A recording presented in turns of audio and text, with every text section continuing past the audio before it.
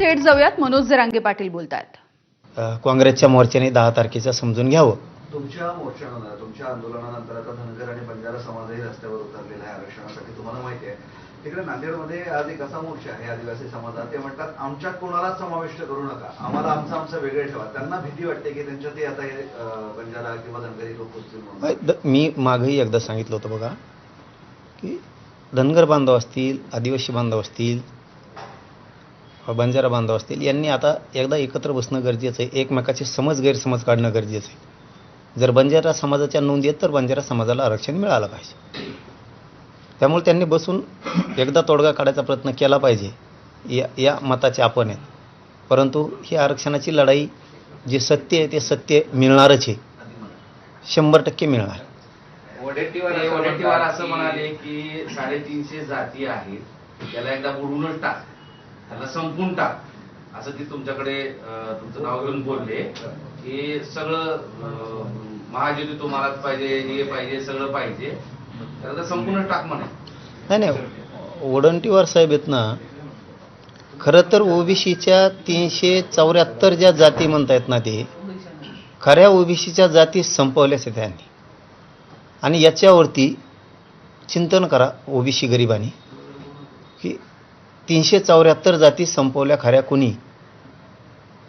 ह्या वडंटीवार साहेबाच्या वक्तव्यावर ओबीसीने विचार करणं गरजेचं आहे. कारण ओबीसींना यांनी खोटं आणि बोगस आरक्षण दिलं आमचं 16% मराठ्याचं.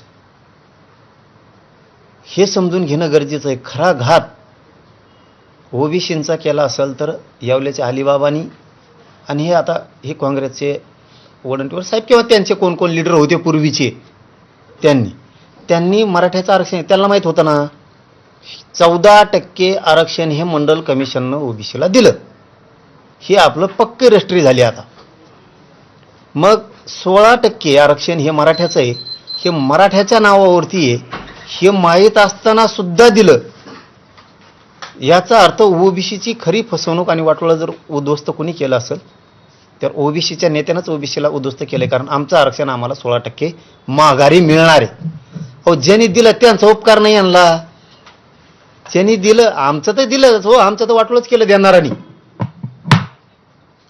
ज्यांनी आमचं 16% आरक्षण 1954 दिलं, उदाहरणार्थ पवार साहेबांनी, त्यांनी आमचं वाटोळं केलं समजा, पण त्यांनी आमचं दिलं. अहो, ज्या पवार साहेबांनी यांना आरक्षण दिलं त्यांचा सुद्धा उपकार ठेवला येईनी.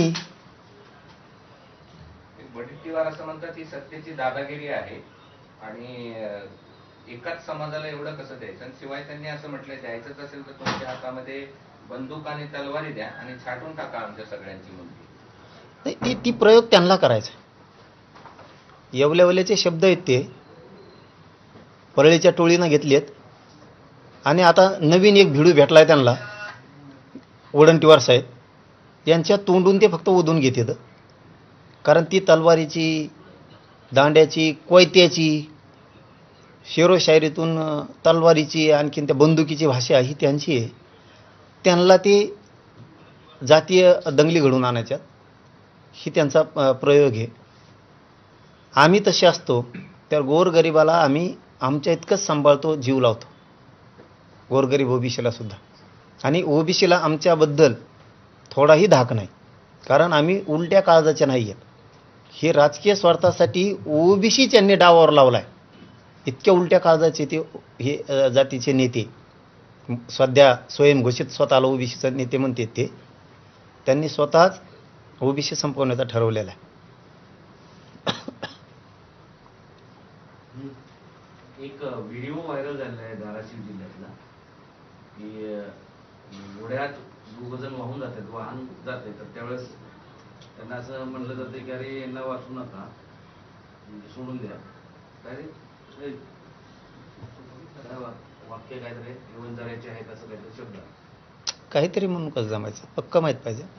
काहीतरी कसं उत्तर देता येईल मला प्रश्नाचं काय. त्याच्यामध्ये असं आहे की व्हिडिओ व्हायरल होतो आहे सध्या आणि त्याच्यामध्ये असं म्हटलं जात आहे की 2 मोटरसायकलवाले पुरात वाहून जात आहेत आणि त्याच्यावरती गोपीनाथ मुंडेंचा फोटो आहे आणि त्यामुळे बाकीचे जे आहेत ते मरुद्या बंजाऱ्याचे आहेत असं म्हटलं गेलं. नाही, ते काही एकाचं 2 जोडलं असेल. इतके भावनाशून्य लोक नाही आहेत, इतके माणुसकी सोडलेले लोक नाही आहेत. त्यांच्याच कुणीतरी जोडलं असेल ते वातावरण दूषित होण्यासाठी, कारण त्यांना तो नाद आहे. जसं की त्यांनी आत्ता त्यांच्याच दसऱ्यासुद्धा दूषित केलं, ते त्यांना सवय आहेत. त्यामुळे ते त्यांचंच कुणी असेल, दुसऱ्यावर ढकलीत येईल ते. त्यामुळे त्याच्यावर काय उत्तरं द्यायची गरज नाही आपल्याला, आणि त्या विषयाला महत्त्व द्यायची पण काही गरज नाही. पण हे असं असेल तर अहो बनाव करू शकते, कुठल्या लेवलला गेलाय हा एक प्रश्न उपस्थित होतो. त्यांना कळायला पाहिजे ना कोणत्या लेवलला घेऊन चाललेत. निजामाच्या अवलादी मनाला लावायचं लोकांना. हां, इकडच्या जिल्ह्यातले बीड जिल्ह्यात बोलवायचे, ते जमतं का? हां, निजामाची अवलादी येत्या म्हणले का नाही? स्टेटमेंट नाही, हे दुसरा विषय गुलामगिरीचा. दुसऱ्या जिल्ह्यातले आणतेत, मिशा नाही, फिशा नाही, काही नाही, वेगळेच दिसते ते असली. ते म्हणतात निजामाच्या अवलादी आहेत मराठ्याला. दुसरं म्हणणार तुम्ही गुलामीचं गॅजेट घ्या, म्हणजे गुलाम समजता दुसऱ्याला. तुमची काय भाषा आहे? दुसऱ्या जिल्ह्यातला धरून आणायचा आणि इकडे त्या परळीच्या टोळीनं मिरवायचा. तुम्हाला तुमचं कळानं सुद्धा ज्या मराठ्याने तुम्हाला किती सांभाळलं, किती उंची वाढवली, त्यांच्या विरोधात असले घाण स्टेटमेंट करायचे. यांनीच वाढवलं हे जातीवाद यांनीच वाढवला, सुरुवात यांनी केली. आपण आधी बोललेलो नाही, एक शब्द आपण त्यांना आधी बोललेलो नाही, एक शब्द. ते बोलल्यावर मात्र मी सोडू शकत नाही. जातवाने भाऊ, माझ्या जातीला हिनवत असेल ना कुणी, मी नाही सहन करू शकत. आणि जे तुमचा प्रश्न आहे ना त्याबद्दल, तर मराठ्याकडून किंवा बहुजनाकडून, हिंदूकडून असं होऊच शकत नाही. हे त्यांचेच गैरसमज पसरायसाठी करू शकतात. कारण ते खून करून केला नाही म्हणतात राव. जिथं अध्यात्म आहे तिथं सुद्धा आसरा दिला जातो राव. काय नवीन पायंडा पाडला यांनी? काय प्रश्न विचारता राव त्यांच्याबद्दल? जिथं माणसाचं मन, बुद्धी शुद्ध केली जाते, त्या अध्यात्माच्या ठिकाणी सुद्धा काय शब्द वापरले जातात एवढ्या महाराष्ट्राने बघितलं. आणि यांच्याकडून काय अपेक्षा करणार आहेत आपण? यांना कोणतं समजलंय तेच म्हणतील, तेच दूषित वातावरण करतील, त्यांच्या माणसाला तेच विरोध करतील.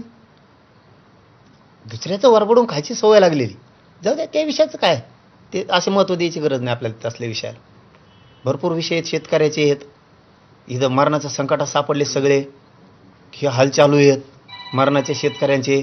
सरकार नुसतं सभा घेत आहे, हारं फुलं लावतंय व्यासपीठाला. आले की शायनिंगमध्ये येऊन जातात, विमानाने येतात, विमानाने जातात. शेतकरी इकडं उद्ध्वस्त झाला आहे. आत्ता आपल्या त्या सिल्लोडला ते सरपंच बिचारं पोरगं बसलंय, तिकडं ध्यान द्यायला सरकारला वेळ नाही. आमचा तिकडं त्या धाराशिवला अमोल जाधव बसलाय, तिकडं ध्यान द्यायला वेळ नाही. त्या करमाळ्याची ताई बसली, तिथं सरकारला ध्यान द्यायला वेळ नाही. परत त्या बार्शीच्या ताई बसल्या आता मायमावल्या, तिकडं सरकारला ध्यान द्यायला वेळ नाही. ते लेकरं मरालेत ना आंदोलनं उपोषणं करू. तुम्हाला का रोग आला का तिकडं ध्यान द्यायला थोडा? काय म्हणणं आहे त्यांचं ऐकून घ्यायला? इतकं मूर्खपणाचं लक्षण सरकारच्या अंगात असलं पाहिजे का?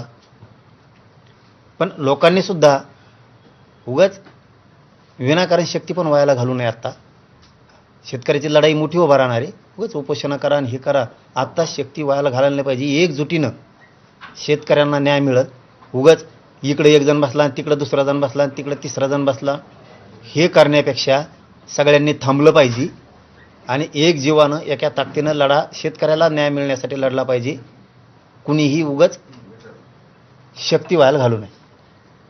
अतिवृष्टीग्रस्त शेतकरी जे आहेत त्यांना मदतीसाठी राज्य सरकारने अजून कुठलाच प्रपोजल केंद्राला दिलेलं नाही. देणार पण नाही. मदत मिळेल की नाही दिवाळीपूर्वी? घेणार आम्ही. आमच्यावर आम्हाला शक्ती आहे ना, विश्वास आहे ना आमच्या शक्तीवरती. केंद्राची आम्ही मदत येत नाही तोपर्यंत हे ते देण्याची शक्यता वाटत नाही. त्यांनी दिवाळीपर्यंत नाही दिलं की राज्यात बैठक झाली सगळ्या शेतकऱ्यांची. पण आधी बैठक झाल्यावरच आपण तारीख डिक्लेअर करणार आहेत. कारण ती येत नाही ते बघावं लागेल ना. त्यातलं आपल्याकडे फक्त एकच गोष्ट आहे. या पत्रकार परिषद